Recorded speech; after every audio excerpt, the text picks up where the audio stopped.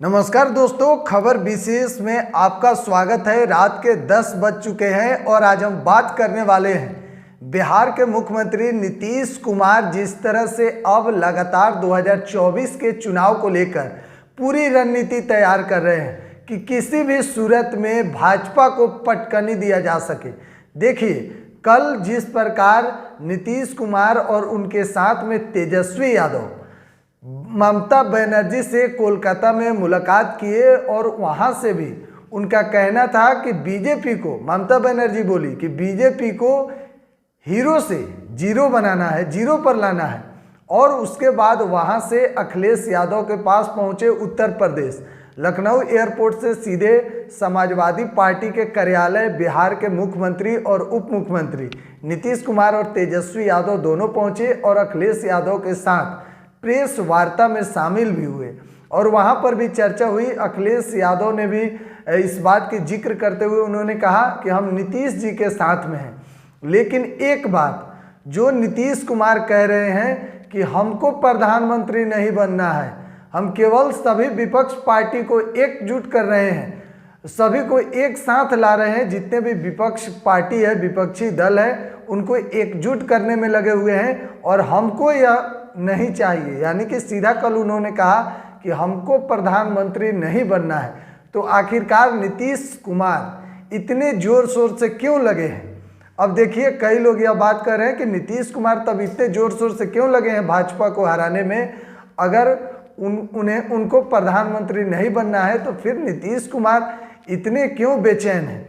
लेकिन देखिए, एक तरह से जिस तरह बिहार में महागठबंधन की सरकार है और चर्चा का विषय बना हुआ है लगातार कि महागठबंधन जिस तरह से कह रही है कि बीजेपी को एक भी सीट नहीं लाने देंगे, इस बार जीरो पर सिमट जाएगा, तो वहीं भाजपा ने भी यही कहा कि महागठबंधन का तो खाता नहीं खुलेगा। और आपको याद होगा कि देश के केंद्रीय गृह मंत्री साथ ही सहकारिता मंत्री अमित शाह जब बिहार 2 दिवसीय दौरा पर आए थे तो अमित शाह खुले मंच से भाषण में उन्होंने कहा था कि चाचा प्रधानमंत्री बनने का सपना देख रहे हैं, यानी कि नीतीश कुमार को लेकर उन्होंने कहा था, और भतीजा मुख्यमंत्री बनने का सपना देख रहे हैं। तेजस्वी यादव को टारगेट करते हुए अमित शाह बोले थे। लेकिन इन दोनों के बीच में बिहार की जनता पीस रही है। देखिए, अमित शाह के इस भाषण के बाद से खूब सियासी बयानबाजी हुआ था, और भला हो भी क्यों ना, अब तो सामने 2024 के चुनाव हैं और इसको लेकर अब सभी दल अपना अपना तैयारी करने में जुट गई है। और नीतीश कुमार भी अब लगातार, देखिए, कल एक दिन में कोलकाता गए, ममता बनर्जी से भी मुलाकात कर लिए, उसके बाद उत्तर प्रदेश गए, अखिलेश यादव से भी मुलाकात कर लिए, फिर शाम को पटना लौट गए। आनंद मोहन के बेटे चेतन आनंद जो कि आरजेडी से विधायक हैं, उनके सगाई समारोह में भी शामिल हुए। तो कहीं ना कहीं नीतीश कुमार और तेजस्वी यादव पूरे सक्रिय हो गए हैं राजनीति को लेकर। 2024 चुनाव को लेकर पूरे नीतीश कुमार एक्टिव मोड में हैं, पूरी सक्रिय हो गए हैं और कैसे भी करके बीजेपी को हराना है, नीतीश कुमार ने इस बात को ठान लिया है। हालांकि यह भी अब देखा जा रहा है कि आज से कुछ दिन पहले बिहार के भाजपा प्रदेश अध्यक्ष सम्राट चौधरी ने नीतीश कुमार को कहा कि उन्हें मिट्टी में मिला देंगे। कहीं नीतीश कुमार इस बात को ईगो पर तो नहीं ले लिए हैं, तो इसीलिए सोच रहे हैं कि भाजपा के सभी विपक्ष पार्टी को एक कर रहे हैं ताकि भाजपा का किसी तरह से सफाया हो सके। और उन्होंने सीधा कहा कि भाजपा का बस चले तो वो तो इतिहास बदल देंगे, भारत का इतिहास बदलने में ये लोग लगे हुए हैं। तमाम चीज़ें, कई ऐसी चीज़ें नीतीश कुमार ने भाजपा को लेकर बड़ा आरोप लगाते हुए उन्होंने कहा। और किसी भी सूरत में 2024 के चुनाव में भाजपा को नहीं जीतने देना है, नीतीश कुमार का कहना है।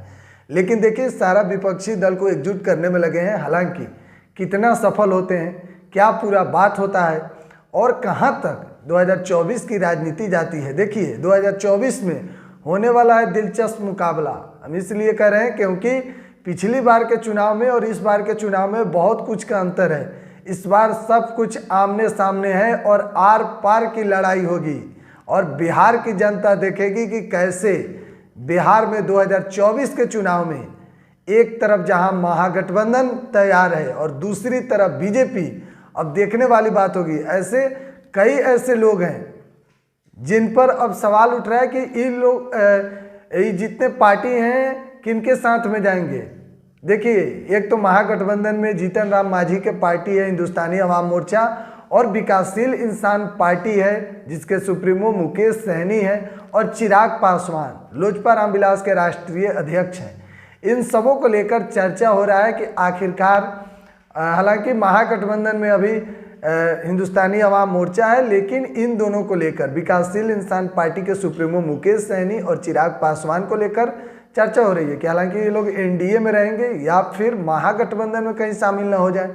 लेकिन देखिए, बीजेपी के तरफ से Y+ का सुरक्षा दिया गया है मुकेश सहनी को, तो जाहिर सी बात है मुकेश सहनी को Y+ सुरक्षा देने के पीछे बीजेपी का एक ही रीजन है कि मुकेश सहनी भाजपा में शामिल हो जाए। और देखिए, आपको याद होगा चिराग पासवान को भी Z+ का सिक्योरिटी दिया गया है। जेड सिक्योरिटी चिराग पासवान को भी मिला है, इसलिए कि उनको भी भाजपा में शामिल करने की बात चल रही होगी। लेकिन देखिए अब क्या कुछ होता है आगे। 2024 के चुनाव को लेकर पूरी रणनीति तैयार हो रही है, सभी पार्टी एकजुट होने में लगे हैं। आज बिहार के उप मुख्यमंत्री तेजस्वी यादव भी दिल्ली जाने वाले हैं, तो इन सबों को लेकर अब चर्चाएं कहीं ना कहीं तेज हो गई है। लेकिन नीतीश कुमार खास चर्चा का विषय बने हुए हैं 2024 चुनाव को लेकर, क्योंकि कल नीतीश कुमार ने एक दिन में 2 जगह गए हुए थे। कोलकाता ममता बनर्जी से भी मुलाकात किए, उसके बाद उत्तर प्रदेश लखनऊ एयरपोर्ट से झमाझम बारिश के बीच में नीतीश कुमार और उप मुख्यमंत्री तेजस्वी यादव दोनों समाजवादी पार्टी के कार्यालय पहुंचे और प्रेस वार्ता में शामिल होकर भाजपा के खिलाफ जमकर बरसे नीतीश कुमार। आप क्या सोचते हैं कमेंट बॉक्स में जरूर बताइएगा। 2024 के चुनाव में क्या कुछ होने वाला है, कौन किस पर भारी पड़ेगा, आप कमेंट बॉक्स में बताइएगा। तब तक के लिए बहुत बहुत धन्यवाद।